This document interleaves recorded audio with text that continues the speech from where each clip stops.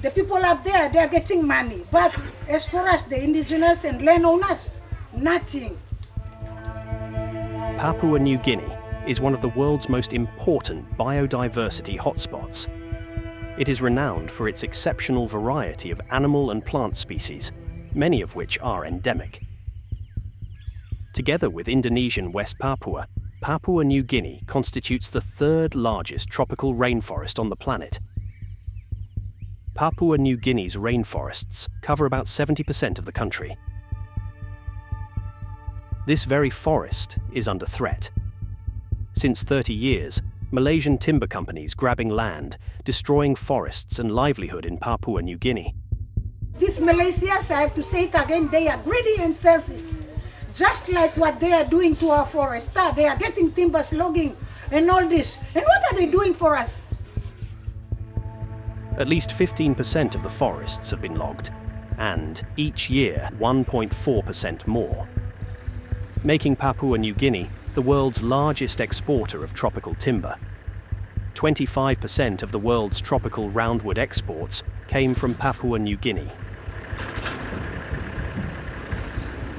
Foreign companies are interested in large-scale licenses to clear-cut bigger areas under one license, so-called forest clearance authorities. So FCA is a very quick way of grabbing land and grabbing resource in Papua New Guinea. These FCA licenses are supposed to enable clearing of large areas of land for agriculture and bringing development to the communities. Instead, case studies of FCAs reveal a recurring pattern. Projects receive FCA approval with promises of agriculture, but primarily focus on timber extraction, often with little evidence of completed or viable farming activities. FCAs are the primary driver of deforestation in Papua New Guinea.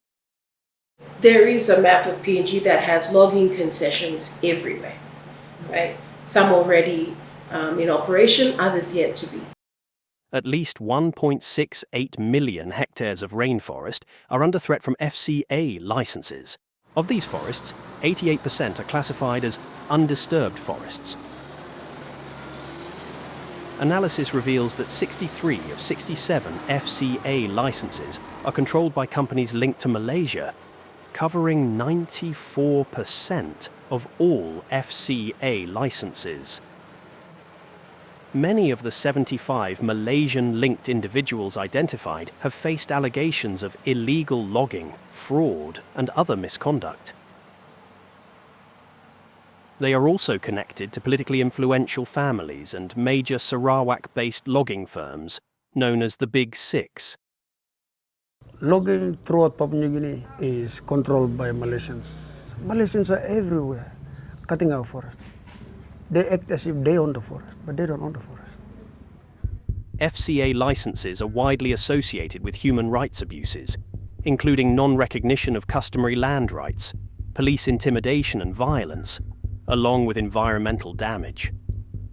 They bribe the landowners. These Asian loggers, the Malaysians, they will go into the villages, look for the chief or the clan leader, and then they will get him to sign a one-page form. All they need is the signature of the clan leader, and then that will open doors for them to bring all the machinery into the land, into the forest. They agree to development, but not knowing the extent of what they're signing off their land for.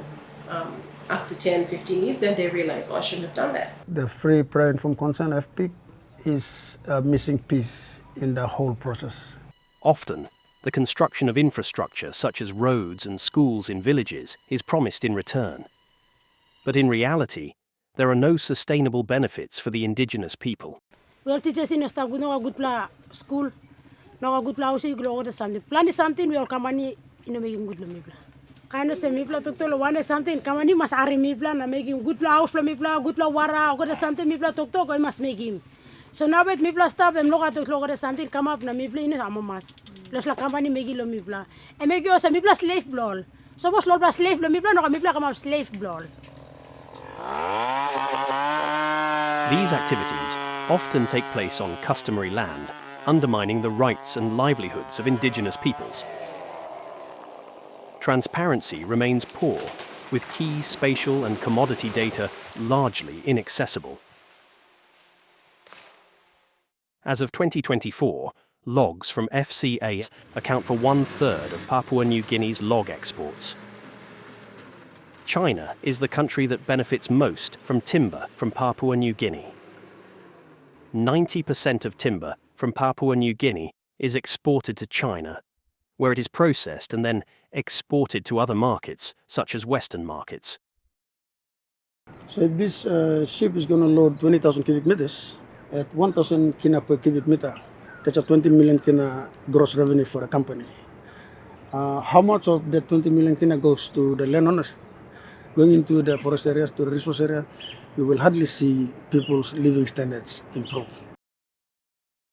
Despite a 2023 moratorium on new FCA licenses, the amount of exported timber logs has not changed in 2024.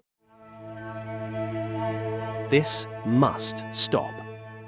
The Bruno Mansa Fonds is demanding, together with PNG's Environmental Alliance and Malaysia's anti-corruption NGO C4 and Rimbawatch, Papua New Guinea must suspend round log exports from FCA areas pending an independent inquiry, extend the FCA moratorium and publish audit findings, establish a public register of timber operations, and pursue potential criminal violations with support from international enforcement bodies.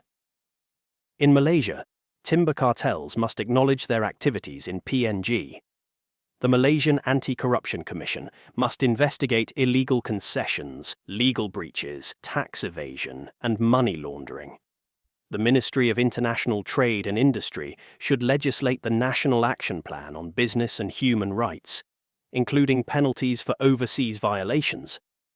And anti-SLAPP laws must be introduced to protect indigenous defenders and civil society actors. Financial institutions should investigate whether financed entities violate anti-money laundering and tax regulations, and apply stringent no deforestation, peat, or exploitation standards for future financing. If any Malaysian want to come and take over any permit and anything to do with the land, it's best that the roundtable discussion must always and foremost give prominence to the landowners. Help us saving Papua New Guinea's last primary forests and sign the petition today.